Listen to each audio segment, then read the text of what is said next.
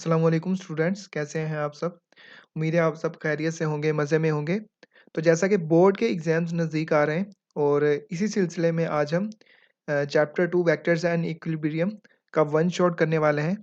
Basically आज की video specially उन बच्चों के लिए है जिन्होंने चैप्टर 2 को पहले से पढ़ रखा है और वो चाहते हैं कि अब बजाय हर टॉपिक की एक डिटेल वीडियो देखी जाए। एक ऐसी वीडियो जिसमें जितने भी कॉन्सेप्ट्स हैं, उनको थोड़े टाइम के अंदर रिवाइज़ कर लिया जाए। बेसिकली एक तरह की रिवीजन वीडियो और सेकंडली उन बच्चों के लिए जिन्होंने ये मुनासिब ही नहीं समझा पूरा साल कि किताब को खोल के देख लिया जाए, तो वो बच्चे भी ये वीडियो देख सकते हैं क्योंकि हम चैप्टर 2 के अंदर जितने भी इम्पोर्टेंट कॉन्सेप्ट्स हैं, वेक्टर से रिलेटेड सारे रिवाइज़ करेंगे और बेसिकली हम चैप्टर 2 के 2 पार्ट बनाएँगे, जिसमें पार्ट 1 के अंदर हम जो चैप्टर 2 वेक्टर्स का फर्स्ट हाफ है, जिसमें basic concepts of vectors, vectors की टाइप्स और वेक्टर्स को उसके रेक्टेंगुलर कंपोनेंट्स में रिज़ॉल्व किस तरह से करते हैं हम, सारा उसकी मैथमेटिकल डेरिवेशन और उसके बाद addition of vectors by rectangular components जो कि इम्पोर्टेंट लॉन्ग है, इसकी भी डेरिवेशन, इसको याद कैसे करना है, ये सारा आज हम कवर करेंगे। तो अगर आप एक ऐसे स्टूडेंट हो जिसने पहले से वेक्टर पढ़ रखा है और अब चाहता है कि रिवाइज़ हो जाए या फिर जिसने वेक्टर्स का जिसको वी भी नहीं पता, तो यकीन मानिए अगर आप वीडियो को एंड तक देखेंगे तो वेक्टर से रिलेटेड जितने भी आपके डाउट्स हैं, वो सारे इस वीडियो के अंदर क्लियर हो जाएँगे। तो चलते हैं आज के टॉपिक की तरफ, वेक्टर्स एंड इक्विलिब्रियम। तो हम स्टार्ट करते हैं फिज़िकल क्वांटिटीज़ से। बेसिकली फिज़िकल क्वांटिटीज़ ऐसी क्वांटिटीज़ होती हैं जिनको हम एक्यूरेटली मेज़र कर सकें। जितनी भी क्वांटिटीज़ जिनको हम मेज़र कर सकें, उन क्वांटिटीज़ को हम फिज़िकल क्वांटिटीज़ का नाम देते हैं। फॉर एग्ज़ाम्पल मास, क्या हम मास को मेज़र कर सकते हैं? बिल्कुल, with the help of beam balance जो कि दुकानदारों के पास पड़ा होता है, उसकी मदद से हम किसी भी अननोन चीज़ का मास मेज़र कर सकते हैं। सेकंडली टेम्परेचर, क्या हम टेम्परेचर को मेज़र कर सकते हैं? बिल्कुल, with the help of thermometer हम टेम्परेचर को एक्यूरेटली मेज़र कर सकते हैं। तो इस तरह की जितनी भी क्वांटिटीज़ जिनको हम मेज़र कर सकें with the help of any instrument, उन क्वांटिटीज़ को हम फिज़िकल क्वांटिटीज़ का नाम देते हैं। अब फिज़िकल क्वांटिटीज़ की मज़ीद 2 टाइप्स हैं, scalars and vectors. So what is scalar quantities? ऐसी क्वांटिटीज़ जिनको डिस्क्राइब करने के लिए या जिनके बारे में अगर हमें बात करनी हो, तो सिर्फ़ और सिर्फ़ हमें किसकी ज़रूरत पड़े? मैग्नीट्यूड की। डायरेक्शन की हमें ज़रूरत ना पड़े, स्केलर्स उन फिज़िकल क्वांटिटीज़ को डिफ़ाइन करने के लिए, तो उन फिज़िकल क्वांटिटीज़ को हम नाम देते हैं स्केलर क्वांटिटीज़ का। फॉर एग्ज़ाम्पल अगर हम मैथ्स की बात करें तो फॉर एग्ज़ाम्पल अगर आप एक दुकानदार के पास जाएँ और आपने चीनी लेनी हो और आप उसे कहें कि मुझे 2 kilo for example 2 kilo 2 KG चीनी चाहिए। तो वो दुकानदार आपकी बात पूरी तरह से समझ जाएगा। अब आपको मज़ीद कोई इन्फॉर्मेशन बताने की ज़रूरत नहीं है। फॉर एग्ज़ाम्पल आप ये नहीं कहोगे जाके कि मुझे 2 केजी शक्कर चाहिए नॉर्थ की डायरेक्शन में या ईस्ट की डायरेक्शन में या उस तरफ या इस तरफ। तो वो बिल्कुल मुनासिब नहीं होगा, वो दुकानदार कहेगा ये भई कैसा नमूना है। तो जितनी भी ये क्वांटिटीज़ हैं जिनमें लेंथ आ जाती है, फॉर एग्ज़ाम्पल मैं आपसे आपकी हाइट पूछूँ, तो आप कहेंगे सर मेरी हाइट 5 फीट है लेट्स सपोज़। तो 5 एक नंबर है, फीट उसका यूनिट है। तो ये 2 चीज़ें इंक्लूड होंगी मैग्नीट्यूड में और इसके अलावा हमें मज़ीद कोई चीज़ अब इन्फॉर्मेशन ऐड करने की ज़रूरत नहीं है। इसी तरह टेम्परेचर, अगर आप कभी डॉक्टर के पास गए हों, तो वो आपको कहेगा कि आपको 102 पे बुखार है, लेट्स सपोज़। तो वो आपके बॉडी का टेम्परेचर बता रहा होता है 102 फ़ारेनहाइट, 102 एक नंबर है और फ़ारेनहाइट एक यूनिट है जो कि टेम्परेचर का। इसके अलावा आप मज़ीद कोई डायरेक्शन वगैरह बताने की ज़रूरत नहीं है कि आपको बुखार उस डायरेक्शन में है। तो ये इस तरह की जितनी भी क्वांटिटीज़ जिनको डिफ़ाइन या डिस्क्राइब करने के लिए हमें सिर्फ़ और सिर्फ़ मैग्नीट्यूड की ज़रूरत पड़े, सिर्फ़ और सिर्फ़ मिकदार की ज़रूरत पड़े, तो उन क्वांटिटीज़ को हम स्केलर्स कहते हैं और स्केलर्स के पास 2 ही चीज़ें होती हैं, एक नंबर और एक यूनिट। एक नंबर होगा, 2, 3, 4 कोई भी हो सकता है न्यूमेरिक नंबर और एक यूनिट। अब हम चलते हैं वेक्टर क्वांटिटीज़। वेक्टर क्वांटिटीज़ ऐसी क्वांटिटीज़ जिनके पास मैग्नीट्यूड तो हो और इनको डिफाइन या डिस्क्राइब करने के लिए मैग्नीट्यूड के साथ-साथ हमें डायरेक्शन भी बताना पड़े। For example force, velocity, acceleration. अब फ़ोर्स चूँकि एक वेक्टर क्वांटिटी है तो इसी को हम एक एग्ज़ाम्पल की मदद से समझने की कोशिश करते हैं। फॉर एग्ज़ाम्पल ये एक बॉक्स पड़ा है और 2 बच्चे 10 न्यूटन इंडिविजुअली ये भी 10 न्यूटन, ये भी 10 न्यूटन, टोटल 20 न्यूटन फ़ोर्स लगा रहे हैं इस डायरेक्शन में दोनों बच्चे। तो ये बॉक्स ज़ाहिर-सी बात है इस डायरेक्शन में मूव करेगा। फ़ोर्स इसके ऊपर कितनी लग रही है कलेक्टिवली 20 न्यूटन। लेकिन अब बॉक्स भी सेम है, बच्चे भी सेम है, लेकिन लेकिन एक 10 न्यूटन इस डायरेक्शन में फ़ोर्स लगा रहा है, इस डायरेक्शन में लगा रहा है और दूसरा भी 10 न्यूटन लगा रहा है इस डायरेक्शन में। फ़ोर्स तो 20 न्यूटन लग रही है, लेकिन इस केस में क्या होगा, जो ये ब्लॉक पड़ा है या फिर कोई भी चीज़ पड़ी है, ये अपनी जगह से मूव नहीं करेगी। दोनों केसेस में फ़ोर्स सेम लग रही है, आप देखें, लेकिन डायरेक्शन की वजह से इफ़ेक्ट डिफरेंट है। एक केस में ब्लॉक मूव करेगा इस डायरेक्शन में और दूसरे केस में ब्लॉक मूव नहीं करेगा, वो अपनी जगह से हिलेगा भी नहीं क्योंकि डायरेक्शन इन्वॉल्व हो गई।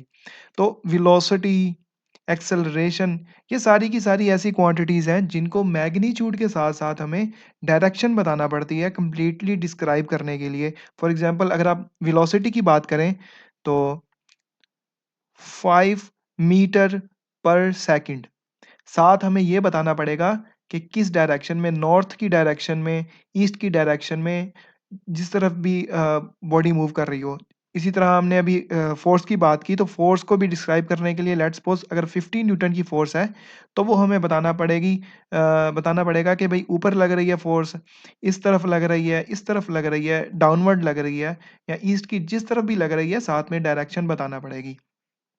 तो बेसिकली इनमें क्या है, जो वेक्टर क्वांटिटीज़ हैं, इनको कंप्लीटली डिस्क्राइब करने के लिए हमें सबसे पहले मैग्नीट्यूड, ये नंबर प्लस यूनिट, मैग्नीट्यूड हो गई और साथ में प्लस डायरेक्शन, वो डायरेक्शन हम किसी भी सूरत बता सकते हैं नॉर्थ, ईस्ट, साउथ वो जो भी हो हम इधर लिख देंगे। आगे चल के हम देखेंगे कि आई, कैप, जे कैप यूनिट वेक्टर्स होते हैं जिनकी मदद से हम किसी भी चीज़ की डायरेक्शन को रिप्रेज़ेंट करते हैं। तो यहाँ पर बेसिक एक कॉन्सेप्ट था कि वेक्टर से रिलेटेड वेक्टर क्वांटिटीज़ क्या होती हैं। अभी हमने देखा ऐसी फिज़िकल क्वांटिटीज़ जिनके पास मैग्नीट्यूड के साथ-साथ डायरेक्शन भी हो, तो वो वेक्टर क्वांटिटीज़ कहलाती हैं। अब इन वेक्टर क्वांटिटीज़ को हम रिप्रेज़ेंट किस तरह से करते हैं? बेसिकली वेक्टर क्वांटिटीज़ को रिप्रेज़ेंट करने के 2 तरीके हैं, symbolic representation and graphical representation. So what is symbolic representation? Symbolic representation का मतलब है अगर हमें वेक्टर्स को लिखना हो, लिख कर दिखाना हो तो किस तरह से लिखा जाता है? बेसिकली वेक्टर्स को लिखने के लिए अगर हम फ़ोर्स को ही कंसीडर करें, तो हमें करना क्या है? एक अल्फ़ाबेट लिखेंगे और उस अल्फ़ाबेट के ऊपर हम एक एरो बना देंगे। तो ये किसको रिप्रेज़ेंट करेगा? एक वेक्टर क्वांटिटी को। इस तरह से अगर कोई-सा भी अल्फ़ाबेट हो और उसके ऊपर एक एरो बना हो, तो समझ लीजिएगा कि ये एक वेक्टर क्वांटिटी है और हम वेक्टर्स की बात कर रहे हैं। इसी तरह से अगर हम वेलोसिटी को सिंबॉलिकली रिप्रेज़ेंट करना हो, तो हमने करना क्या है? वी लिखेंगे एक अल्फ़ाबेट और उसके ऊपर एक एरो बना देंगे। अब इसके अलावा हमें पता है कि वेक्टर्स के पास मैग्नीट्यूड और डायरेक्शन भी होती है। तो मैग्नीट्यूड को सिंबॉलिकली किस तरह से लिखते हैं? मैग्नीट्यूड को सिंबॉलिकली लिखने के लिए हम करेंगे क्या? दोबारा से वेक्टर लिखेंगे और वेक्टर के दोनों तरफ एक लाइन बना देंगे, स्ट्रेट लाइन। बेसिकली इसे मैथ की ज़ुबान में मॉडुलस भी कहते हैं। तो ये सिंबल किसको रिप्रेजेंट करेगा? इस वेक्टर की मैग्नीट्यूड को। इसके बाद हमें पता है वेक्टर्स के पास डायरेक्शन भी होती है। अब डायरेक्शन को सिंबॉलिकली किस तरह से लिखते हैं? तो वेक्टर्स की डायरेक्शन को सिंबॉलिकली लिखने के लिए हम अल्फ़ाबेट लिखेंगे और उसके ऊपर एक कैप या फिर हैट बना देंगे। तो ये इस वेक्टर की डायरेक्शन को रिप्रेजेंट करने के लिए सिंबॉलिकली हम ये वाला सिंबल यूज़ करते हैं। बेसिकली इसे हम यूनिट वेक्टर का नाम देते हैं। आगे चल के हम इसे मज़ीद डिस्कस करेंगे। यूनिट वेक्टर बेसिकली ऐसा वेक्टर जिसकी मैग्नीट्यूड 1 होती है और ये किसी वेक्टर की डायरेक्शन को बताने के लिए हम इस्तेमाल करते हैं। वेक्टर, वेक्टर की मैग्नीट्यूड और वेक्टर की डायरेक्शन तीनों को सिंबॉलिकली किस तरह से हम लिखते हैं, ये हमने अभी सीखा। इसके बाद अगर हमें वेक्टर्स को ग्राफिकली रिप्रेजेंट करना हो, तो बेसिकली हमें करना क्या है? ग्राफिकल रिप्रेजेंटेशन का मतलब होता है वेक्टर्स को ड्रा करना या वेक्टर्स को बनाना। ग्राफिकल रिप्रेजेंटेशन के लिए हम करते क्या हैं? लेट्स सपोज हम फ़ोर्स को दोबारा से कंसीडर कर लेते हैं। हमारे पास फ़ोर्स है जो कि 50 न्यूटन और in the direction of east लग रही है। अब अगर हमें इस फ़ोर्स को ग्राफ़िकली रिप्रेज़ेंट करना हो, तो किस तरह से करते हैं? बेसिकली हम करेंगे क्या? स्टेप नंबर 1 में हम एक मुनासिब सा स्केल चूज़ करेंगे। लेट्स सपोज़ हम 10 न्यूटन फ़ोर्स को कंसीडर कर लेते हैं 1 सेंटीमीटर। तो 50 न्यूटन फ़ोर्स इक्वल हो जाएगी 5 सेंटीमीटर। हमें अकॉर्डिंग टू अवर पेज का साइज़, जितना हमारा पेज का साइज़ होगा उसके मुताबिक हमें ये स्केल चूज़ कर लेना है, ताकि ये हम लेंथ आसानी से ड्रा कर सकें अपने पेज के ऊपर। अब सेकंड स्टेप में हमें क्या करना है, हमें एक एरो ड्रा करना है जिसकी लेंथ होगी 5 सेंटीमीटर और हम इसको पॉइंट करेंगे ईस्ट की डायरेक्शन में। अगर हमें पेपर पर या पेज पे डायरेक्शन को बताना हो तो हम एक कन्वेंशन यूज़ करते हैं जिसमें हम अपवर्ड डायरेक्शन को नॉर्थ एंड राइटवर्ड को ईस्ट, लेफ्ट को वेस्ट और डाउनवर्ड को साउथ। तो हम पेज पर इस कन्वेंशन को यूज़ करते हैं। अब हमें करना क्या है, हम 5 सेंटीमीटर की length along the direction of east draw करेंगे with the help of arrow और उस एरो की लेंथ रखेंगे हम 5 सेंटीमीटर और डायरेक्शन किस तरफ रखेंगे, ईस्ट की तरफ। लेट्स सपोज़ ये हमारे पास है जी एक वेक्टर और इसकी लेंथ है हमारे पास 5 सेंटीमीटर और डायरेक्शन किस तरफ है, ईस्ट की तरफ। तो कुछ इस तरह से हम वेक्टर्स को ग्राफिकली रिप्रेजेंट करते हैं। अब इस एरो की लेंथ हमें बता रही है वेक्टर की मैग्नीट्यूड जो कि है 50 न्यूटन और इस एरो का हेड हमें बता रहा है वेक्टर की डायरेक्शन जो कि ईस्ट की तरफ है। नेक्स्ट हमारे पास डेफिनेशन है इक्वल वेक्टर्स की। ऐसे वेक्टर्स जिनकी मैग्नीट्यूड भी सेम हो और डायरेक्शन भी सेम हो रिगार्डलेस देयर इनिशियल पोजीशन, तो वो क्या कहलाएंगे, इक्वल वेक्टर्स। फॉर एग्जांपल हमारे पास दो वेक्टर्स हैं ए एंड बी और इन दोनों की लेंथ भी सेम है और ये दोनों एक ही डायरेक्शन में पॉइंट कर रहे हैं। तो हम क्या कहेंगे, दोनों वेक्टर्स क्या हैं, इक्वल वेक्टर्स। हमें इस बात से गर्ज नहीं है कि इन दोनों का जो इनिशियल पॉइंट है, स्टार्टिंग पॉइंट है, वो डिफरेंट है। बस अगर इनकी लेंथ मतलब मैग्नीट्यूड और डायरेक्शन सेम हो तो ये क्या कहलाएंगे, इक्वल वेक्टर्स। अब यहाँ से हमें एक कॉन्सेप्ट मिलता है फ्री वेक्टर का। अगर हम एक वेक्टर को पैरेलली स्पेस में कहीं भी मूव करवाएं तो उससे इस वेक्टर की फिजिकल नेचर पे कोई फर्क नहीं पड़ेगा। लेट्स सपोज इस ए वेक्टर को हम पैरेलली स्पेस में कहीं भी मूव करवा दें, अगर इसकी डायरेक्शन और मैग्नीट्यूड चेंज ना हो तो इस पर और इसकी फिजिकल नेचर पे कोई फर्क नहीं पड़ेगा। अब हम यही कॉन्सेप्ट एडिशन ऑफ वेक्टर में भी यूज़ करेंगे, तो इसलिए मैंने पहले इक्वल वेक्टर्स की आपको डेफिनेशन करवा दी। एडिशन ऑफ वेक्टर्स, अगर हमें 2 या 2 से ज़्यादा वेक्टर्स गिवन हो तो उनको किस तरह से ऐड करना है, ये अभी हम सीखेंगे। अच्छा, प्रीवियस क्लासेस में हमने ये जब हम छोटी क्लासेस में हमने स्केलर क्वांटिटीज़ को किस तरह से ऐड करते हैं, मल्टीप्लाई करते हैं, तो हमने वो सारा कुछ सीखा हुआ है। जैसा कि लेट्स सपोज़ हमारे पास एक थैला है जिसमें 10 केजी आलू है और एक और थैला है जिसमें 20 केजी आलू है। और अगर हम इन दोनों को इकट्ठा कर दें तो हमारे पास आंसर क्या आएगा? हम इनको सिंपली सम कर देंगे तो हमारे पास आंसर आएगा 30 केजी, जो कि हमने पढ़ा कि अगर हमें स्केलर क्वांटिटीज़ को ऐड करना हो, तो हम इस तरह से ऐड करेंगे। तो क्या ये वाला तरीका वेक्टर्स के लिए भी एप्लीकेबल है? लेट्स सपोज़ अगर हमारे पास 2 फोर्सेस हों, चूँकि फोर्स एक वेक्टर क्वांटिटी है, फोर्स हमारे पास है 10 न्यूटन और डायरेक्शन है ईस्ट और एक और हमारे पास वेक्टर क्वांटिटी है, इसको हम नाम देते हैं F1 का, इसको F2 का। फोर्स हमारे पास है 20 Newton in the direction of north.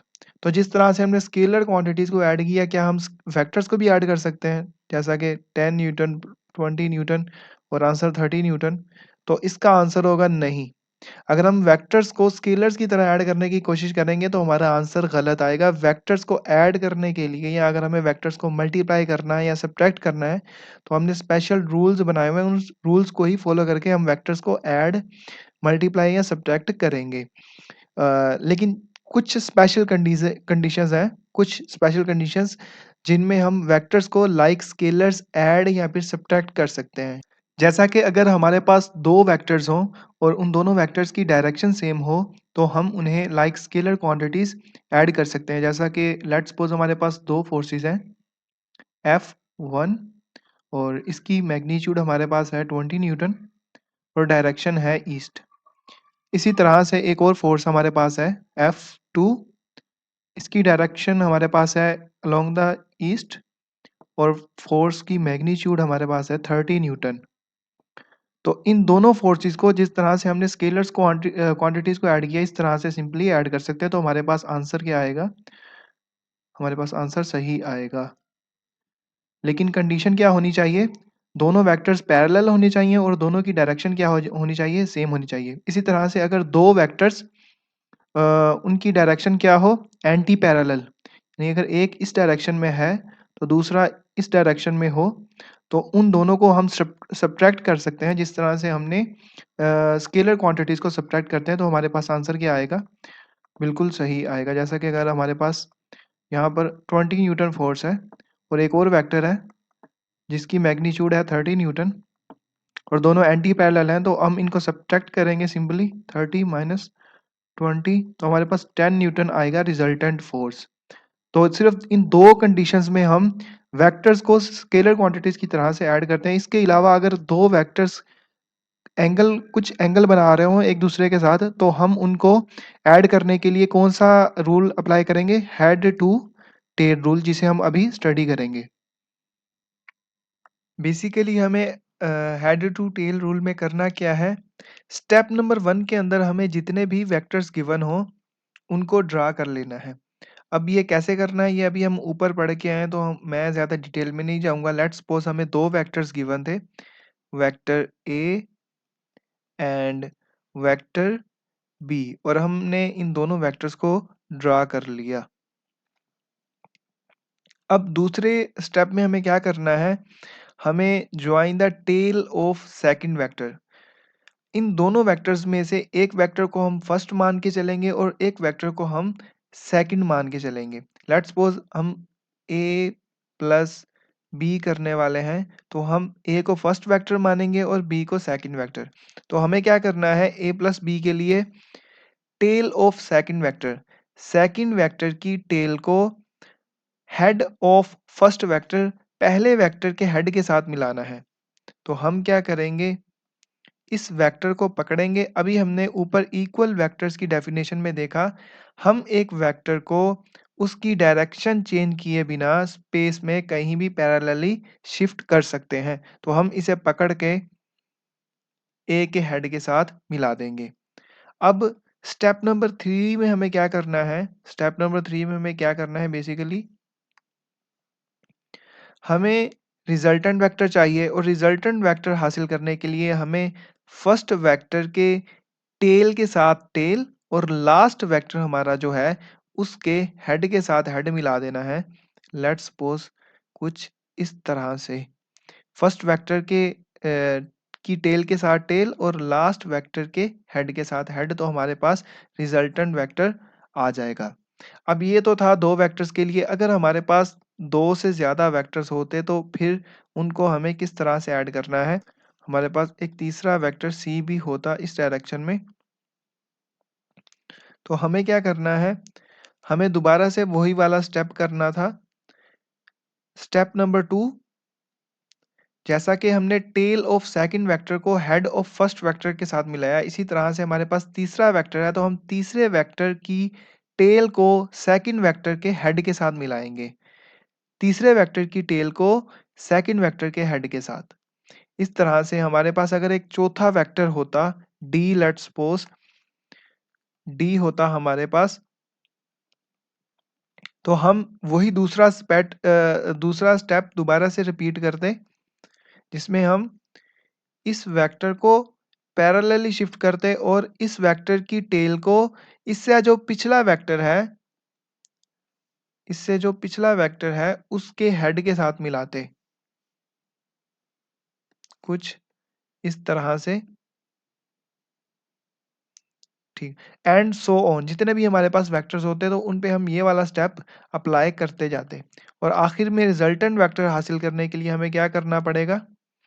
हमें जो हमारा फर्स्ट वेक्टर था उसकी टेल के साथ टेल और हमारा जो लास्ट वेक्टर है उसके हेड के साथ हेड मिला देना है, तो हमारे पास रिजल्टेंट वेक्टर आ जाएगा।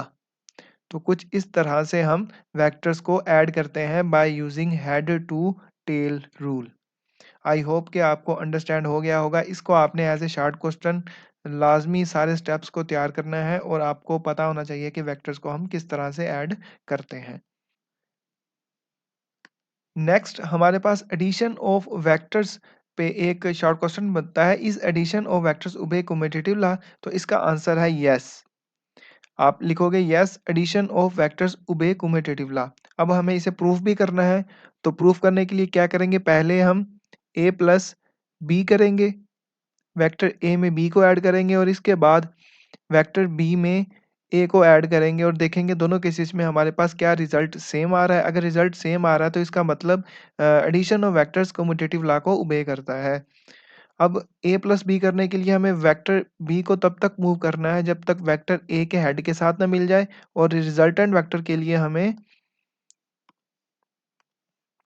पहले वेक्टर की टेल के साथ दूसरे वेक्टर के हेड के साथ मिला देना, तो हमारे पास रिजल्टेंट वेक्टर आ जाएगा। इसके बाद अगर हमें बी प्लस ए करना है तो हम दोबारा से क्या करेंगे? इस केस में हमारे पास फर्स्ट वेक्टर बी है और सेकंड वेक्टर ए है, तो हम सेकंड वेक्टर की टेल को फर्स्ट वेक्टर के हेड के साथ मिलाएंगे और रिजल्टेंट के लिए हम क्या करेंगे? रिजल्टेंट के लिए हम पहले वेक्टर की टेल और हमारे पास जो लास्ट वेक्टर है उसके हेड के साथ हेड मिला देंगे, तो हमारे पास रिजल्टेंट वेक्टर आ जाएगा।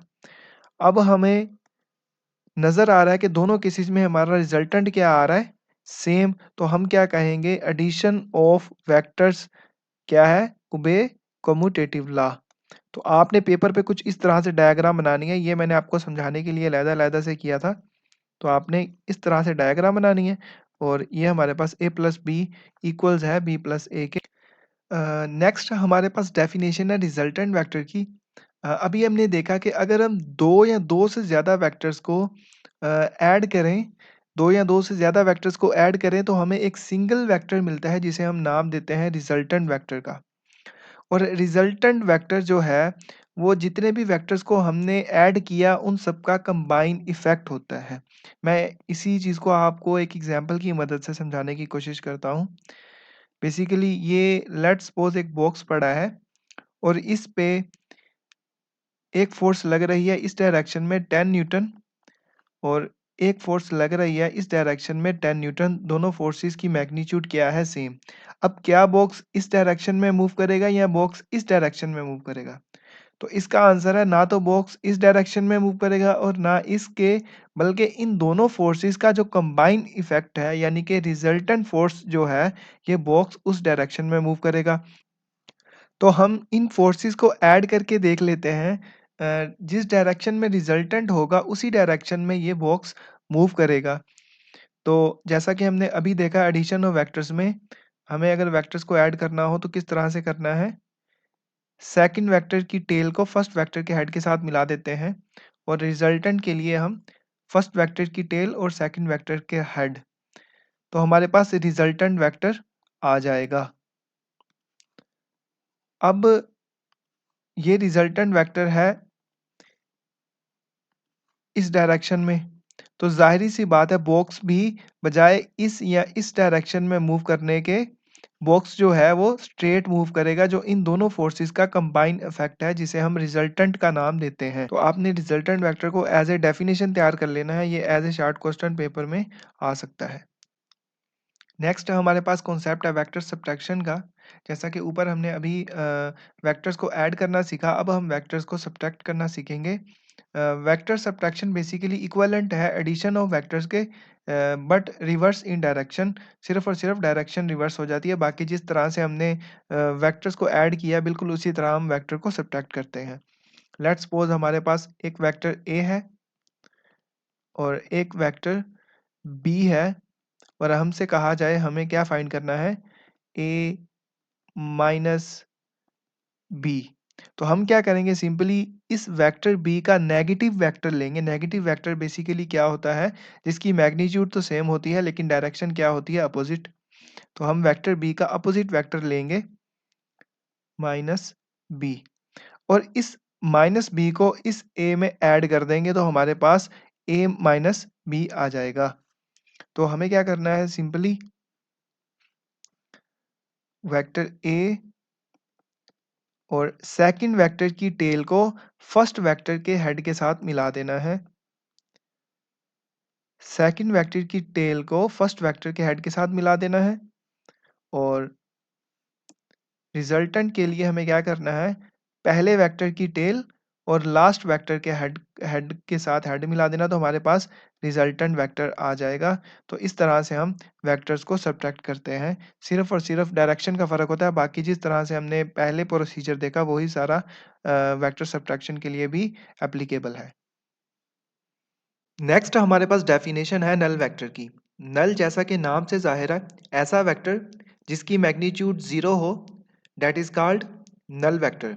अब नल वेक्टर हमारे पास आता कैसे है, अगर हम एक वेक्टर में उसी वेक्टर का नेगेटिव वेक्टर ऐड कर दें तो रिजल्टेंट हमारे पास क्या आएगा, 0। चूंकि दोनों वेक्टर्स की मैग्नीट्यूड सेम है तो वो एक दूसरे को कैंसिल कर देंगे और रिजल्टेंट हमारे पास आएगा 0। लेकिन वेक्टर कैलकुलस हमसे कहती है अगर हम दो वेक्टर्स को ऐड या सब्ट्रैक्ट करें तो रिजल्टेंट भी हमारे पास एक वेक्टर आना चाहिए। चूंकि 0 एक स्केलर है तो इसको वेक्टर बनाने के लिए हम इसी के ऊपर एक एरो हेड बना देते हैं और इसे नाम देते हैं नल वेक्टर का, नल वेक्टर। अब यहाँ पर एक बात गौर करने वाली है कि चूंकि वेक्टर क्वांटिटी के पास डायरेक्शन होती है और नल वेक्टर की डायरेक्शन किस तरफ होगी। अब यहाँ पर जो ज़ीरो है, चूंकि ज़ीरो को हम ड्रा नहीं कर सकते, अगर हमारे पास 1 2 3 4 कोई भी नंबर होता तो हम उसे किसी स्केल पे ड्रा कर लेते। अब ज़ीरो को किस तरह से ड्रा करें, तो हम ये कह देते हैं कि नल वेक्टर ऐसा वेक्टर है, नल वेक्टर ऐसा वेक्टर है जिसकी डायरेक्शन अर्बिट्रेरी है। Arbitrary it has arbitrary direction. Arbitrary का मतलब होता है अनडिफाइंड। नेक्स्ट हमारे पास डेफिनेशन है यूनिट वेक्टर की, जो कि काफ़ी इंपॉर्टेंट कॉन्सेप्ट है और बोर्ड के पॉइंट ऑफ व्यू से भी इंपॉर्टेंट है। अब यूनिट वेक्टर, यूनिट का मतलब होता है 1। ऐसा वेक्टर जिसकी मैग्नीट्यूड 1 हो एक खास डायरेक्शन में, that is called unit vector. और यूनिट वेक्टर को हम किस तरह से रिप्रेजेंट करते हैं, कैप या फिर हेड से। बेसिकली यूनिट वेक्टर का काम होता है किसी वेक्टर की डायरेक्शन को बताना या फिर किसी फिजिकल क्वांटिटी की डायरेक्शन को बताना। लेट्स सपोज हमारे पास एक वेक्टर ए है, तो इसकी डायरेक्शन को बताने के लिए हम यूनिट वेक्टर का इस्तेमाल करते हैं। चूंकि यूनिट वेक्टर की मैग्नीट्यूड 1 होती है इसलिए ये इस वेक्टर की मैग्नीट्यूड पर इफेक्ट नहीं होगा, सिर्फ इस वेक्टर की डायरेक्शन को बताएगा हमें।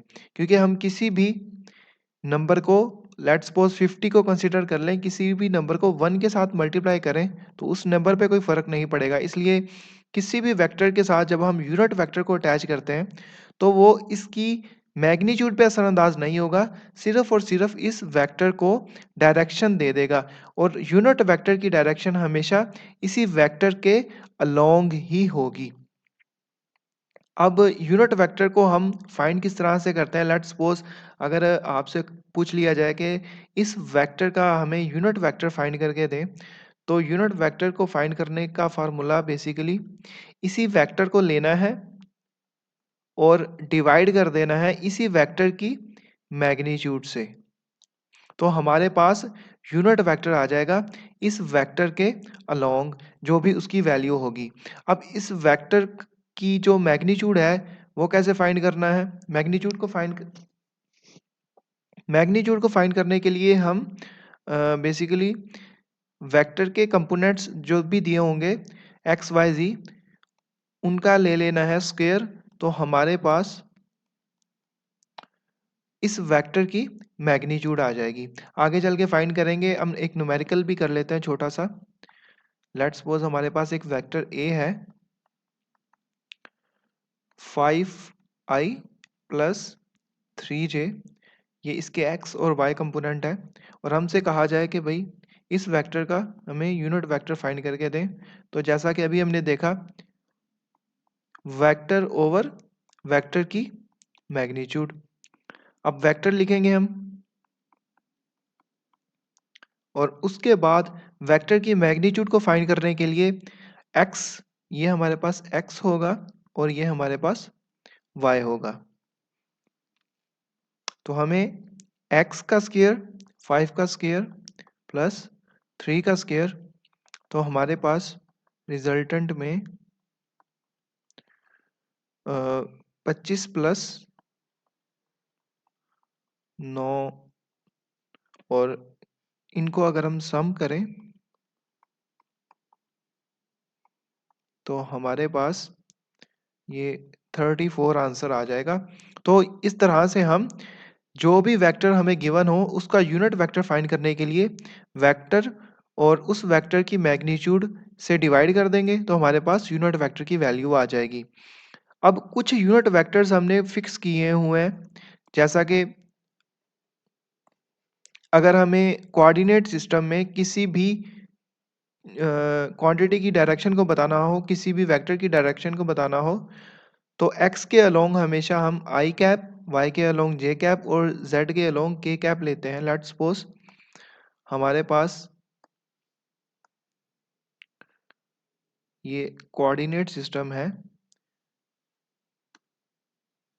x, y एंड z, और एक लेट्स सपोज हम कर लेते हैं एक गाड़ी जो कि x डायरेक्शन में x की डायरेक्शन में मूव कर रही है। तो इस गाड़ी की डायरेक्शन को बताने के लिए हम कि ये x कंपोनेंट की डायरेक्शन में मूव कर रही है, हम किस वेक्टर का यूज करते हैं?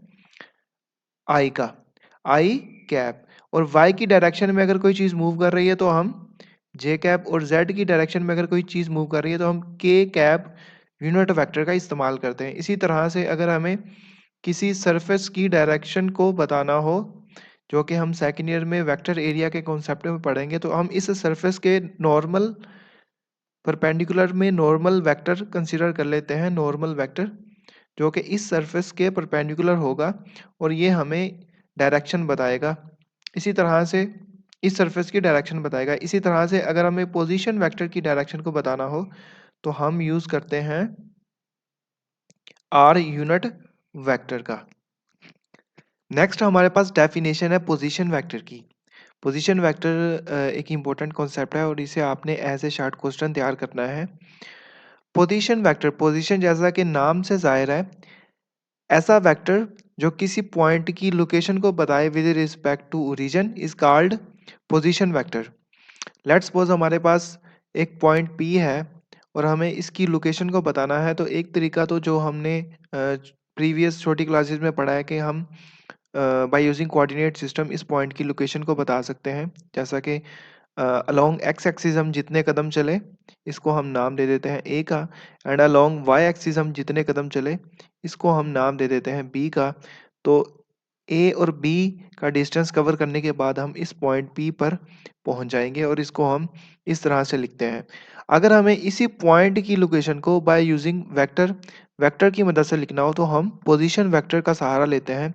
पोजीशन वेक्टर स्टार्ट होता है ओरिजिन से और एंड होगा इस पॉइंट पी पर, और पोजीशन वेक्टर को हम आर की मदद से आर से रिप्रेजेंट करते हैं। अब अभी हमने देखा कि अलोंग एक्स एक्सिस हमारे पास यूनिट वेक्टर होता है आई कैप। एक्स की डायरेक्शन को रिप्रेजेंट करने के लिए हम आई कैप का इस्तेमाल करते हैं, और वाई की डायरेक्शन को रिप्रेजेंट करने के लिए हम जे कैप का इस्तेमाल करते हैं। तो हमारे पास आर वेक्टर इक्वल होगा, अब अगर हम बाय एडिशन रूल देखें तो आर हमारे पास इन दोनों वेक्टर्स का सम है, ए आई एंड बी जे, क्योंकि ए हमारे पास लेंथ है इस पॉइंट से इस पॉइंट तक, और डायरेक्शन क्या है along X axis that is I cap, और ये हमारे पास बी और जे कैप हमारे पास डायरेक्शन है अलोंग वाई एक्सिस।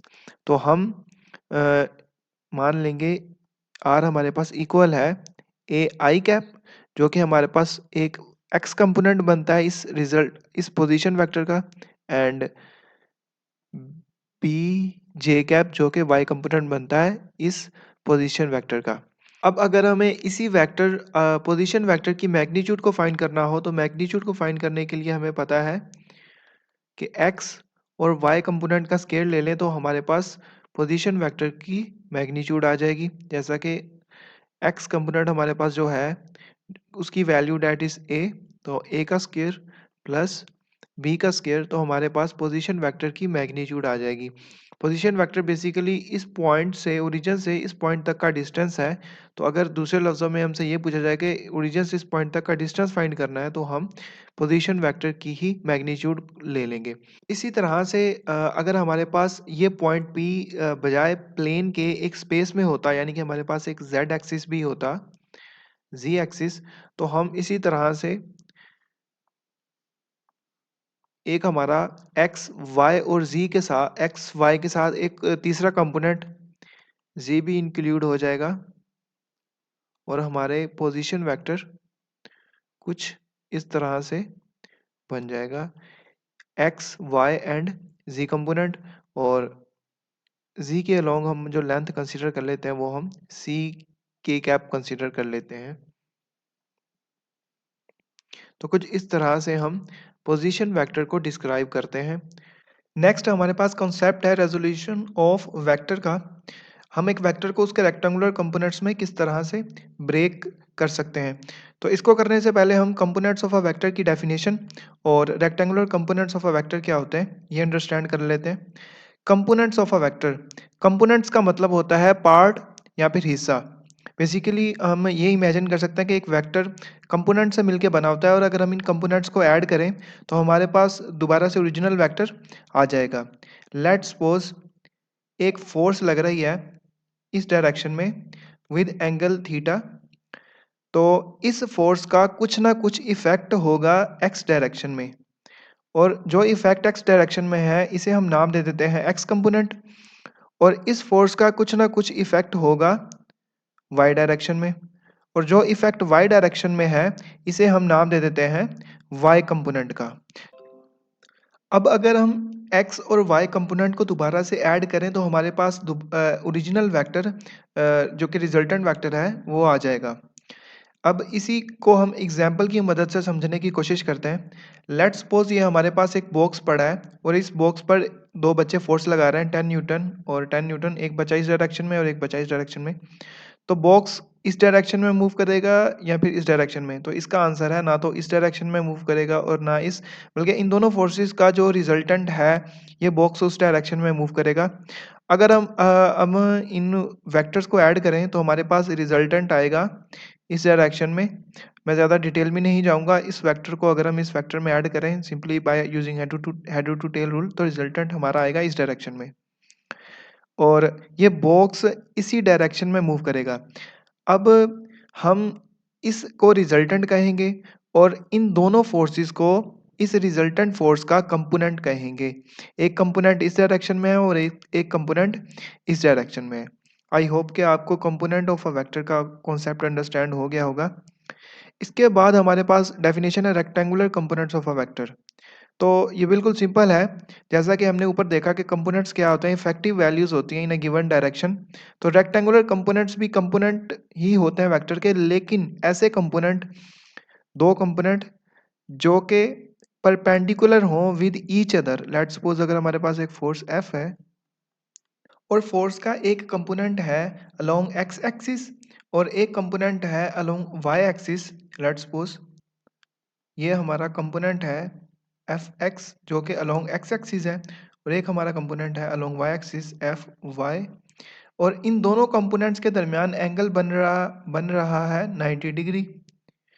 तो हम कहेंगे ये परपेंडिकुलर है। तो ऐसे कंपोनेंट्स जो कि परपेंडिकुलर हों विद ईच अदर, उन कंपोनेंट्स को हम कहेंगे rectangular components of a vector. अभी हमने rectangular components of a vector की डेफिनेशन को देखा। अब हम सीखेंगे अगर हमें एक वेक्टर गिवन हो तो उस वेक्टर को उसके रेक्टेंगुलर कंपोनेंट्स में किस तरह से ब्रेक करना है, तोड़ना है। लेट्स सपोज हमारे पास एक वेक्टर ए है और हमसे कहा जाए कि हमें इस वेक्टर ए को इसके रेक्टेंगुलर कंपोनेंट्स में ब्रेक करना है। तो स्टेप नंबर 1 में हम क्या करेंगे, हम एक कोऑर्डिनेट सिस्टम को लेंगे और वेक्टर ए की टेल को ओरिजिन के साथ मिलाएंगे, कोऑर्डिनेट सिस्टम के ओरिजिन के साथ। स्टेप नंबर 1 में इसके बाद हमें क्या करना है, हमें वेक्टर ए का प्रोजेक्शन लेना है अलोंग एक्स एक्सिस और इसे हम नाम देंगे एक्स कंपोनेंट ऑफ वेक्टर ए। इसके बाद इसी तरह से हमें वेक्टर ए का प्रोजेक्शन लेना है अलोंग वाई एक्सिस और उसे हम नाम देंगे Y component of vector A. अब अगर हम इस वेक्टर ए वाई जो कि ए का वाई कंपोनेंट है, इसको उठा के इस जगह पे रख दें तो क्या कोई फ़र्क पड़ेगा? कुछ फ़र्क नहीं पड़ेगा। तो हम इसी वेक्टर को उठा के इस जगह रख देते हैं। अब अगर हम देखें तो यहाँ पर head to tail rule apply हो रहा है, जिसमें हमारे पास फर्स्ट वेक्टर है ए एक्स, सेकेंड वेक्टर है ए वाई और इन दोनों का अगर हम सम लें तो हमारे पास रिजल्टेंट वेक्टर आएगा ए। तो हम कुछ इस तरह से लिख सकते हैं, ए हमारे पास है sum of x component of vector A and y component of vector A. अब हमने यूनिट वेक्टर की डेफिनेशन में देखा था, अगर हमारे पास एक वेक्टर अलोंग एक्स एक्सिस हो तो उसकी डायरेक्शन को बताने के लिए हम यूनिट वेक्टर आई कैप का इस्तेमाल करते हैं, ए एक्स इंटू आई कैप। और अगर हमारा एक वेक्टर या फिर कोई भी वेक्टर जो कि अलोंग वाई एक्सिस हो तो उसकी डायरेक्शन को बताने के लिए हम यूनिट वेक्टर जे कैप का इस्तेमाल करते हैं। तो हमारी इक्वेशन कुछ इस तरह से मॉडिफाई हो जाएगी। अब हमने वेक्टर को उसके रेक्टेंगुलर कंपोनेंट्स में ब्रेक कर दिया।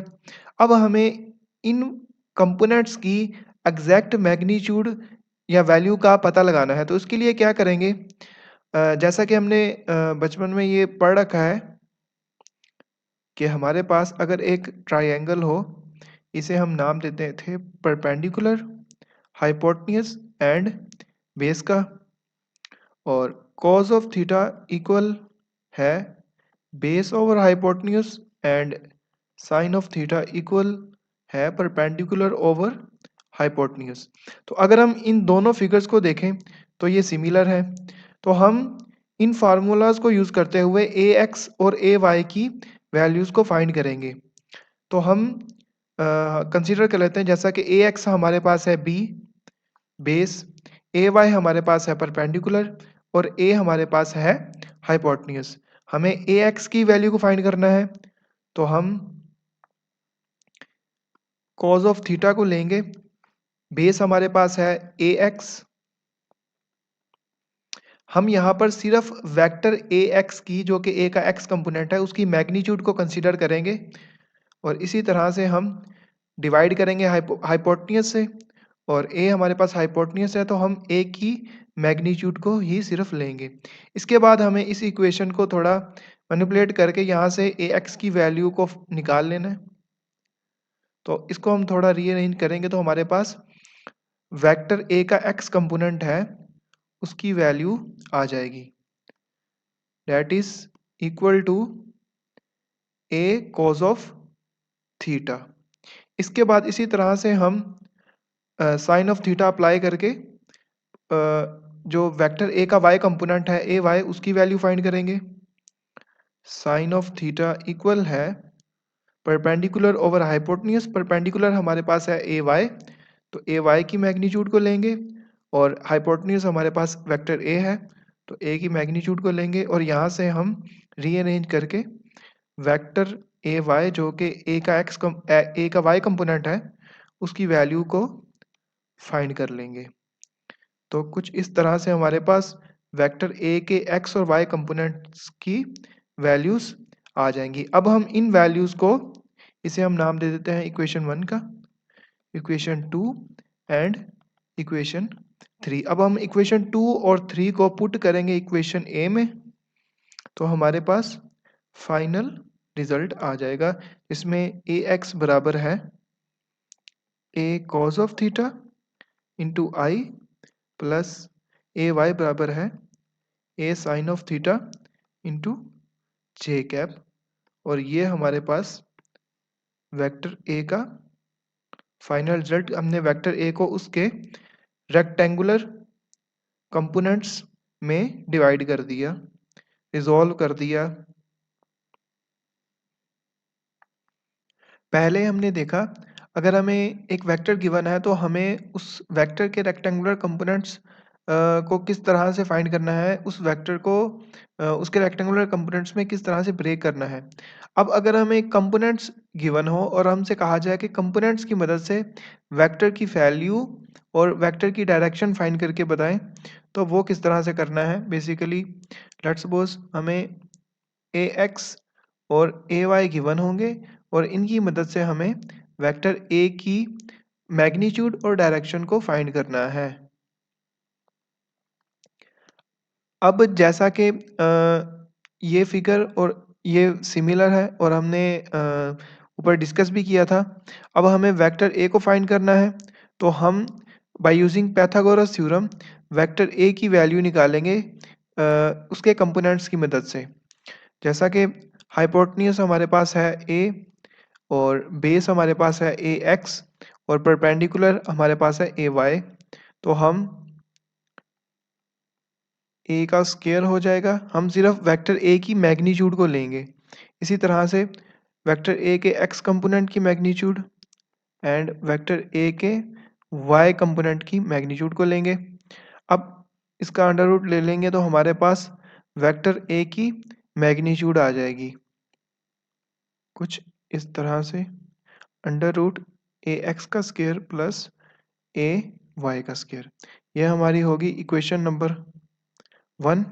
अब इसके बाद हमें एंगल फाइंड करना हो तो हमें क्या करना है, हमें पता है टेन थीटा इक्वल है परपेंडिकुलर ओवर बेस। परपेंडिकुलर हमारे पास ए वाई है और बेस हमारे पास ए एक्स है, तो A Y divided by A x.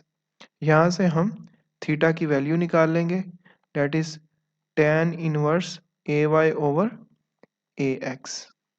तो कुछ इस तरह से हम वेक्टर के कंपोनेंट की मदद से वेक्टर की वैल्यू और वेक्टर की डायरेक्शन फाइंड कर लेंगे। इन दोनों फार्मूलाज को आपने याद रखना है। अगर हमें एक वेक्टर गिवन हो तो उसकी मैग्नीट्यूड को फाइंड करने का तरीका ये है कि उसके कंपोनेंट्स का स्क्वायर लेके उनका सम करना है और उनका स्क्वायर रूट ले लेना है। और एंगल के लिए हमें क्या करना है, टेन इनवर्स वाई कंपोनेंट को डिवाइड करना है एक्स कंपोनेंट से, तो हमारे पास एंगल आ जाएगा। अब इसके बाद हम रेक्टेंगुलर कंपोनेंट्स की मदद से वेक्टर को ऐड करना सीखेंगे।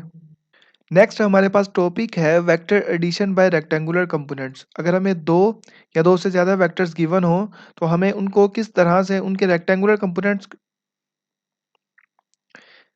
नेक्स्ट हमारे पास टॉपिक है vector addition by rectangular components. अगर हमें दो या दो से ज़्यादा वेक्टर्स गिवन हो तो हमें उनको उनके रेक्टेंगुलर कंपोनेंट्स की मदद से किस तरह ऐड करना है, ये भी हम सीखेंगे। अब रेक्टेंगुलर कंपोनेंट्स क्या होते हैं? रेक्टेंगुलर कंपोनेंट्स को हमने प्रीवियस वीडियो में डिस्कस किया था। रेक्ट का मतलब होता है 90, एंगुलर का मतलब होता है एंगल। तो ऐसे कंपोनेंट्स, वेक्टर के ऐसे कंपोनेंट्स जो कि परपेंडिकुलर हो विद ईच अदर, उन कंपोनेंट्स को हम नाम देते हैं रेक्टेंगुलर कंपोनेंट्स का। अब अगर हम बोर्ड के पॉइंट ऑफ व्यू से बात करें तो ये टॉपिक बहुत इंपॉर्टेंट है और कई दफ़ा बोर्ड के एग्जाम्स में एज ए लॉन्ग क्वेश्चन आ चुका है, तो इसे आपने लाजमी तैयार करना है। अब अगर हम प्रीवियस देखें तो हमने सीखा कि अगर हमें दो वेक्टर्स गिवन हो तो हमें उन वेक्टर्स को किस तरह हेड टू टेल रूल की मदद से ऐड करना है। लेट्स सपोज हमारे पास दो vectors A and B given थे और हमने इन्हें ऐड किया with the help of head to tail rule, तो हमारे पास एक रिजल्टेंट वेक्टर आर आ जाएगा। अब अगर हमें इस रिजल्टेंट वेक्टर की एग्जैक्ट मैग्नीट्यूड यानी इस वेक्टर की लेंथ और थीटा यानी कि डायरेक्शन का पता करना हो तो डायरेक्शन और इस रिजल्टेंट वेक्टर की एग्जैक्ट मैग्नीट्यूड को फाइंड करने के बेसिकली दो तरीके हैं।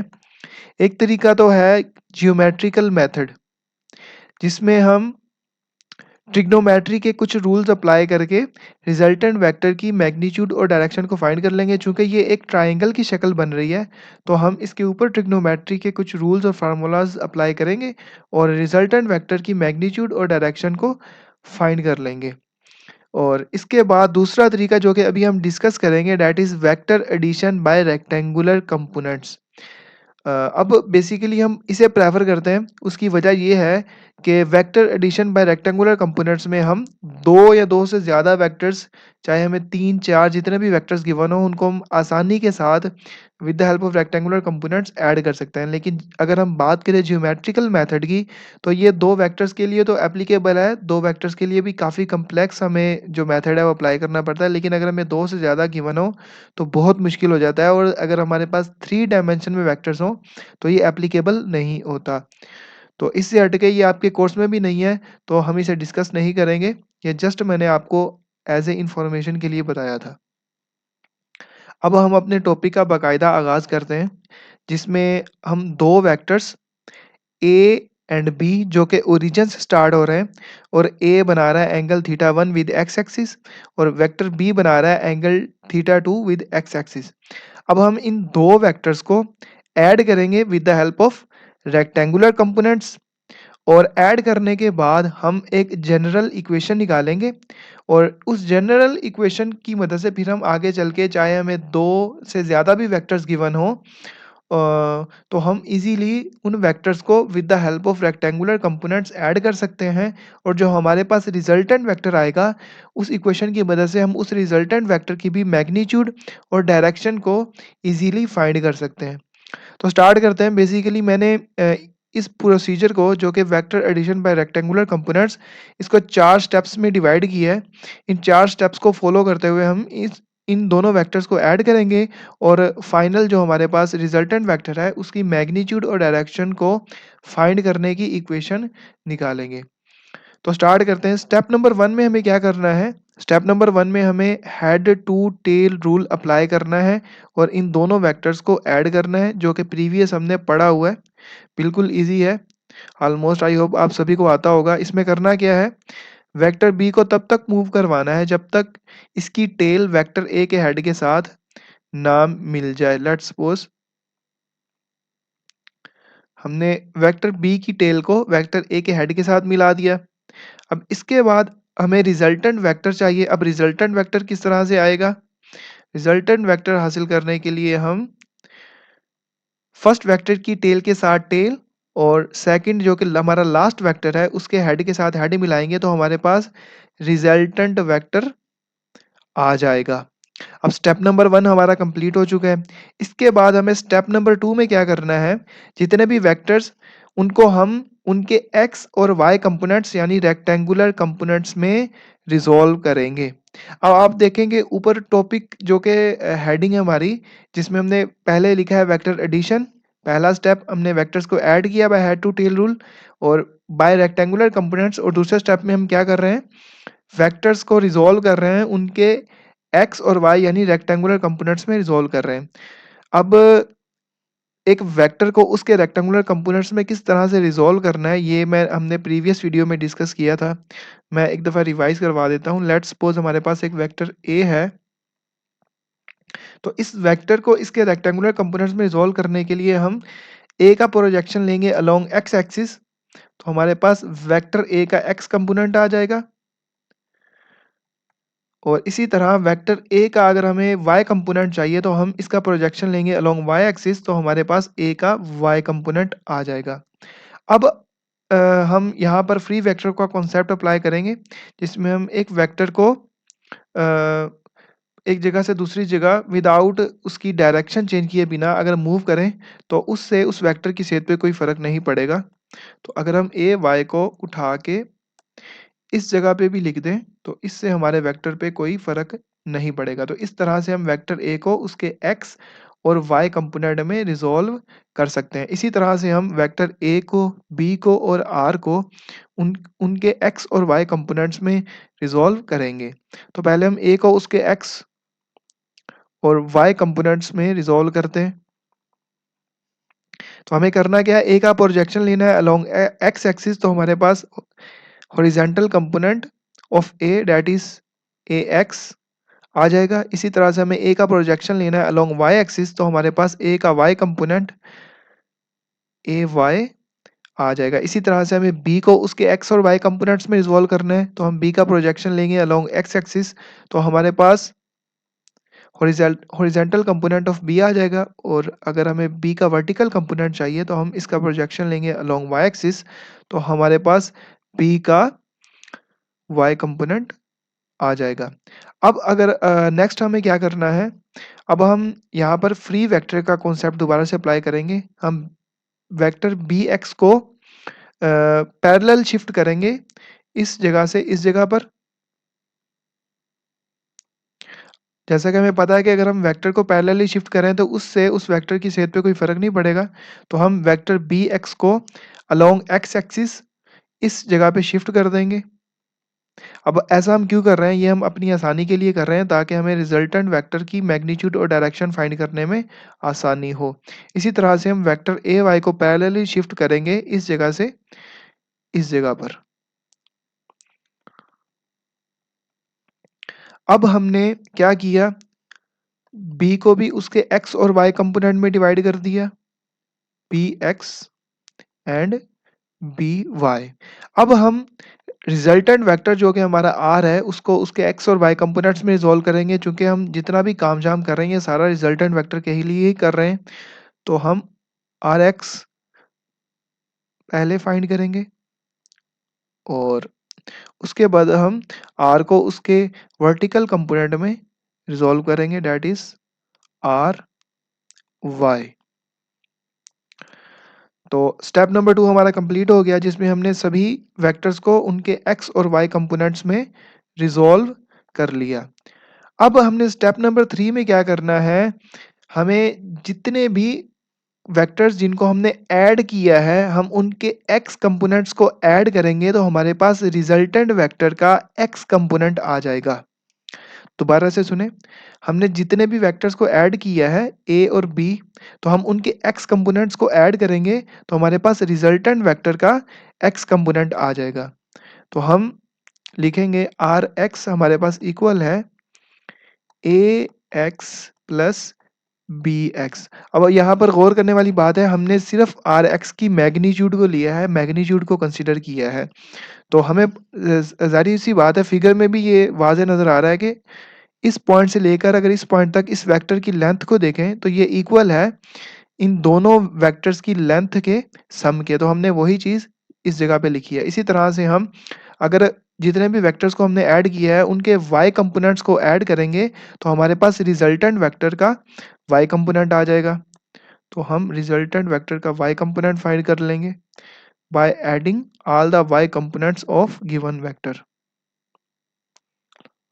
B Y. अब हमने क्या किया है, रिजल्टेंट वेक्टर का x और y कंपोनेंट फाइंड कर लिया। अब इसके बाद स्टेप नंबर 4 में हम रिजल्टेंट वेक्टर को फाइंड करेंगे कि चूंकि हमारे पास रिजल्टेंट वेक्टर के x और y कंपोनेंट्स आ चुके हैं तो अब हमारे लिए रिजल्टेंट वेक्टर को फाइंड करना कोई मुश्किल बात नहीं, क्योंकि हमें पता है जो कि हमने रेजोल्यूशन ऑफ वेक्टर्स वाली वीडियो में पढ़ा था, एक वेक्टर किसके इक्वल होता है, उसके रेक्टेंगुलर कंपोनेंट्स के सम के। तो r किसके बराबर होगा, r बराबर होगा r के x कंपोनेंट प्लस r का y कंपोनेंट। अब अगर हम इस इक्वेशन को थोड़ा सा मॉडिफाई करें तो हम इस इक्वेशन को कुछ इस तरह से भी लिख सकते हैं, आर एक्स आई कैप जो भी वेक्टर अलोंग एक्स एक्सिस होगा हमें पता है कि उसकी डायरेक्शन को रिप्रेजेंट करने के लिए हम यूनिट वेक्टर आई कैप का इस्तेमाल करते हैं, और जो भी वेक्टर अलोंग वाई एक्सिस हो तो उसकी डायरेक्शन को रिप्रेजेंट करने के लिए हम यूनिट वेक्टर जे कैप का इस्तेमाल करते हैं। अब इसके बाद हमें क्या करना है, जो हमने आर एक्स और आर वाई की वैल्यूज़ को फाइंड किया है वो इस इक्वेशन में हमें पुट कर देनी है। तो हमारे पास रिजल्टेंट वेक्टर आ जाएगा, हमारे पास रिजल्टेंट वेक्टर की वैल्यू आ जाएगी। तो आर वाई की वैल्यू को भी पुट करेंगे that is A Y plus B Y into J cap. अब हमने क्या किया है, हमने रिजल्टेंट वेक्टर हमारा फाइंड कर लिया हमने, रिजल्टेंट वेक्टर भी फाइंड कर लिया और रिजल्टेंट वेक्टर के एक्स और वाई कंपोनेंट भी फाइंड कर लिए। अब अगर हमें इस रिजल्टेंट वेक्टर की मैग्नीट्यूड चाहिए तो हमें पता है कि मैग्नीट्यूड को फाइंड करने के लिए अगर हमें एक वेक्टर के कंपोनेंट्स गिवन हो तो उसकी मैग्नीट्यूड फाइंड करने के लिए हमें करना क्या है, कंपोनेंट्स का स्केयर लेना है और उनको कर देना है सम और इसके बाद इनका अंडर रूट ले लेंगे तो हमारे पास वेक्टर ए की क्या आ जाएगी, मैग्नीट्यूड आ जाएगी। तो इसी तरह से हम वेक्टर रिजल्टेंट वेक्टर की मैग्नीट्यूड को फाइंड करने के लिए इसके एक्स और वाई कंपोनेंट्स का स्केयर लेके उसका रेडिकल ले लेंगे तो हमारे पास रिजल्टेंट वेक्टर की मैग्नीट्यूड आ जाएगी ए वाई प्लस बी वाई का स्केयर और इसके बाद इनका रेडिकल। और इसके बाद जो हमारी आखिरी चीज़, अब हम अगर हमें रिजल्टेंट वेक्टर की डायरेक्शन चाहिए, डायरेक्शन दैट इज थीटा, जो कि एक्स एक्सिस के साथ रिजल्टेंट वेक्टर बना रहा है। अब रिजल्टेंट वेक्टर की डायरेक्शन को फाइंड करने के लिए हमें पता है कि अगर हमें कंपोनेंट्स गिवन हो, जो कि हमने रेजोल्यूशन ऑफ वेक्टर्स वाली वीडियो में पढ़ा था कि अगर हमें कंपोनेंट्स गिवन हो तो हमें डायरेक्शन को किस तरह से फाइंड करना है। हमें पता है थीटा इक्वल्स होता है tan inverse A Y divided by A X. Y component को डिवाइड कर देना है एक्स कंपोनेंट से और उनका टेन इनवर्स लेंगे तो हमारे पास थीटा की वैल्यू आ जाएगी। तो हमें दोबारा से थीटा को फाइंड करने के लिए टेन इनवर्स और इसके बाद वाई कंपोनेंट को डिवाइड करना है एक्स कंपोनेंट पे तो हमारे पास वाई कंपोनेंट की वैल्यू क्या है, A Y plus B y over A x plus B x. तो हमने क्या कर लिया है, फाइनली हमने रिजल्टेंट वेक्टर की मैग्नीट्यूड और रिजल्टेंट वेक्टर की डायरेक्शन को फाइंड कर लिया है। अब हम इस इक्वेशन की मदद से हमें कोई सा भी अगर दो या दो से ज़्यादा वेक्टर्स गिवन हो तो हम आसानी से उन वेक्टर्स को उनके रेक्टेंगुलर कंपोनेंट्स में पहले रिजॉल्व करेंगे और रिजॉल्व करने के बाद इस इक्वेशन में एक्स कंपोनेंट्स का सम लेके पुट करेंगे और वाई कंपोनेंट्स का सम लेके पुट करेंगे तो हमारे पास रिजल्टेंट वेक्टर आ जाएगा। और रिजल्टेंट वेक्टर की मैग्नीट्यूड को फाइंड करने के लिए हम जितने भी एक्स कंपोनेंट्स का हमने सम लिया है उनका स्केयर लेंगे, वाई कंपोनेंट्स का सम लेके स्केयर लेंगे और अंडर रूट लेंगे तो हमारे पास रिजल्टेंट वेक्टर की मैग्नीट्यूड आ जाएगी। मैग्नीट्यूड क्या है, इस रिजल्टेंट वेक्टर की लेंथ। और डायरेक्शन के लिए हम क्या लेंगे, टेन इनवर्स वाई कंपोनेंट को डिवाइड कर देंगे एक्स कंपोनेंट से, एक्स कंपोनेंट पे तो हमारे पास रिजल्टेंट वेक्टर की डायरेक्शन जो कि थीटा है ये आ जाएगी।